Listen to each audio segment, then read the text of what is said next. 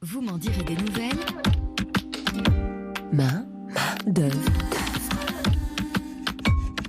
Main d'œuvre. Fanny Blechner. Aujourd'hui, je suis la poétesse du mouvement. Je travaille exclusivement le papier blanc. Ce qui m'intéresse dans le blanc, c'est tout ce qui va être le relief, le volume et les ombres, sachant qu'il y a énormément de quantités de blancs différents, qu'il y ait des blancs froids ou des blancs chauds. Et ça m'intéresse énormément de réussir à créer quelque chose sur ce monochrome-là. Je m'appelle Jannick Bourget et je suis plasticienne.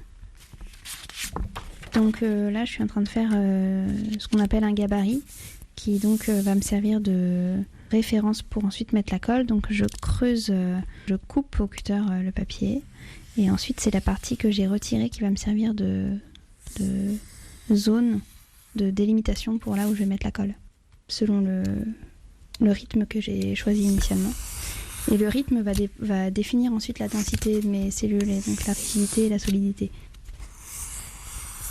Donc ce que j'appelle cellules, en fait, c'est les alvéoles. En fait, c'est un peu comme les alvéoles qu'on a dans des ruches d'abeilles.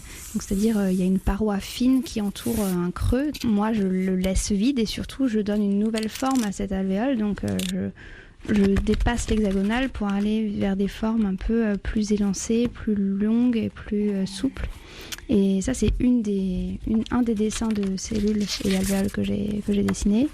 Mais j'en ai toute une quantité différente, et donc avec des densités différentes, donc plus ou moins serrées, plus ou moins ouvertes, qui amènent ensuite la matière à être souple et avec des esthétiques complètement différentes et inattendues pour du papier. Donc c'est ma matière première que je sculpte, et donc je déploie tout ce travail alvéolaire qui ensuite prend beaucoup plus de place, que je sculpte pour donner des formes assez organiques.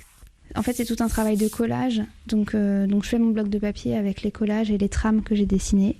Et ensuite, de ce bloc-là, je viens le retailler en lui donnant une forme et en le sculptant vraiment selon un motif ou un dessin.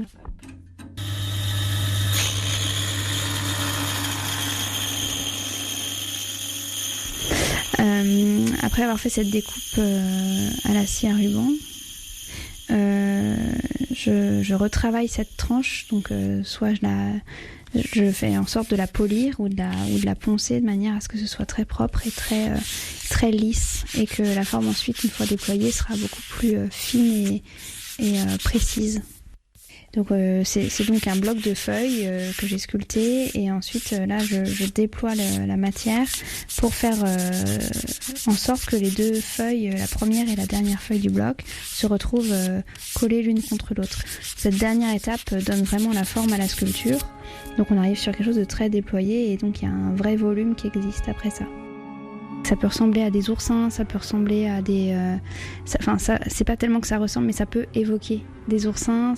Ça peut évoquer des structures des coraux. Il y a aussi toutes les corolles sous les champignons. Ça peut évoquer toutes ces parties-là avec la finesse de la tranche de la feuille. Mes sculptures dont je parle, ça tient dans le creux d'une main. Et puis j'arrive aussi à des sculptures beaucoup plus conséquentes. Notamment là, j'en ai une qui fait environ 1,50 m de diamètre. Donc ces sculptures, je vais les exposer dans des galeries. Aujourd'hui, j'étais la poétesse du mouvement. Sur RFI.